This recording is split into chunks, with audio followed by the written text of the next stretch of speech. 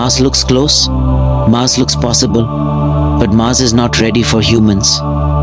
For years, we've heard bold promises: humans on Mars by 2050, cities on the red planet, even 1 million people living there one day.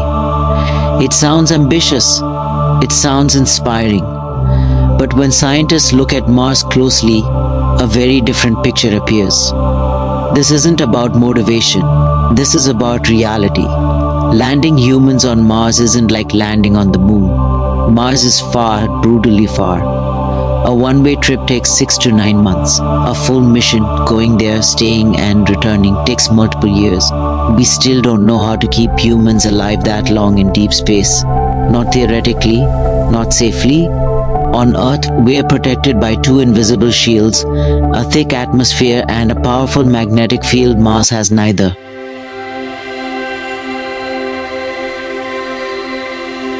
On the surface of Mars, astronauts would be exposed to almost the same radiation as open space. That level of exposure doesn't kill you instantly. It does something worse. It slowly rewrites your future. Cancer risk skyrockets. DNA damage becomes unavoidable. Even popular movies like The Martian get this wrong. In real life, a human surviving that long on Mars would likely return with fatal radiation damage, or never return at all. Some people ask, if astronauts can stay on the International Space Station for a year, why not Mars? Here's the difference. The ISS is still protected by Earth's magnetic field. If something goes wrong, astronauts can be back on Earth within hours. Mars, if something fails on Mars, help is months away, if it's possible at all. There is no emergency exit. Talking to Mars isn't like talking to the ISS. Messages take 8 to 20 minutes one way. That means no real-time help, no instant decisions, no "are you okay?" conversations. Every mistake is delayed, every response comes late. On Mars, you're alone, truly alone. Let's say humans land safely. Where do they live? Mars has no breathable air, extreme temperatures, toxic soil filled with chemicals called perchlorates. Growing food isn't simple. The soil itself is poisonous. Even ideas popularized in science fiction, growing crops in Martian dirt, collapse under real science. Mars doesn't want to feed us. Mars doesn't want to support us. The truth is uncomfortable. Mars isn't waiting for humans. Mars isn't incomplete Earth. Mars is an environment fundamentally hostile to life as we know it. Technology alone can't fix biology, and optimism can't override physics. Mars doesn't represent hope. Mars represents how dependent we are on Earth and how little we understand that dependence. We talk about Mars as if it's waiting for us, as if it's unfinished, as if all it needs is our technology, our ambition, our flags. But Mars is not waiting. Mars is complete in its silence, its cold, its hostility to life. And maybe that's the real lesson. When humans talk about going to Mars, the language is always heroic. First footsteps, new frontier, becoming a multi-planetary species. We frame it like a victory that hasn't happened yet. But victories usually come after understanding. And with Mars, understanding is the one thing we don't yet have.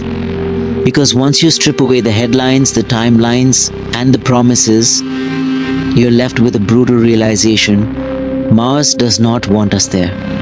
Not metaphorically, biologically. Every cell in the human body evolved under Earth's protection. Our bones learned their strength from Earth's gravity. Our lungs learned their rhythm from Earth's air.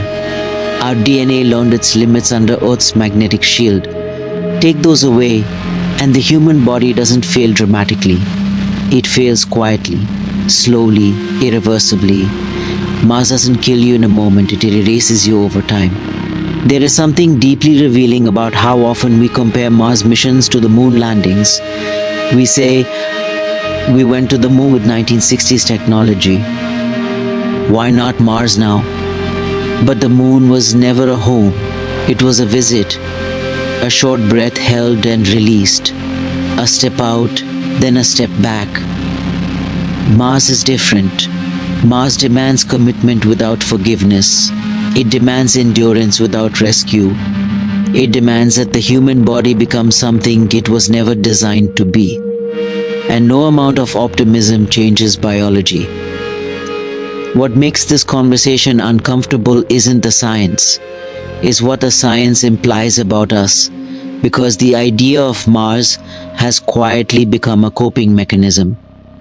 When Earth feels unstable, we point upward. When climate feels overwhelming, we imagine another planet. When problems seem too large, we dream of leaving instead of repairing. Mars becomes a psychological exit sign. But exits are only useful if they lead somewhere survivable, and Mars doesn't. Here's the part we rarely say out loud. If humans can't survive on Mars without carrying Earth with them, its air, its water, its protection, its constant support, then Mars isn't a new world. It's just an extension cord. Longer cables, greater distance, higher risk, but the same dependency. A true second home would sustain us. Mars only tolerates us, briefly, conditionally, and at enormous cost. There's also a quieter cost we don't talk about enough. Isolation, not the romantic kind, not the cinematic kind, the kind where every message arrives too late, where every decision is final before advice can reach you, where every mistake echoes in silence. On Mars, there is no one to interrupt your fear in real time. No voice that says, hold on, help is coming, because help isn't coming. That kind of isolation doesn't just test engineering, it tests identity. What does it mean to be human when your species is a planet away? Mars forces us to confront a question we've avoided for a long time. Are we explorers, or are we escape artists? Exploration is driven by curiosity and respect. Escape is driven by fear and impatience.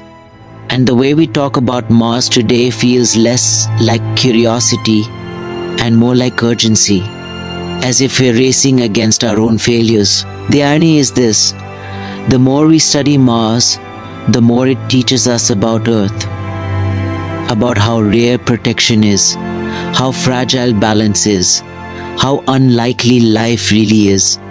Mars isn't a reminder of our future, it's a mirror of a past where life never got a chance, and that should humble us. There's nothing wrong with dreaming about Mars. Dreams push science forward. Dreams inspire innovation, but dreams become dangerous when they replace responsibility. Mars should not be a distraction from Earth. It should be a warning that life is not guaranteed, a warning that habitability is not easy, a warning that we are far more fragile than our technology makes us feel. Maybe the most honest conclusion isn't that humans will never go to Mars. Maybe we will. But the deeper truth is this: going to Mars will not save us, living on Mars will not fix us, and Mars will not forgive our mistakes the way Earth has. Earth has been patient, Mars is not. So perhaps the real question isn't about timelines or rockets or colonies. Perhaps the real question is much simpler and much harder. If we struggle to protect the only planet that already loves us, what makes us think we're ready for one that never will? Mars is not ready for humans. But the more unsettling thought is this: are humans ready for responsibility anywhere? If this made you pause, reflect, or rethink what progress really means, share your thoughts below. And if you want more science-driven truth without the hype, subscribe.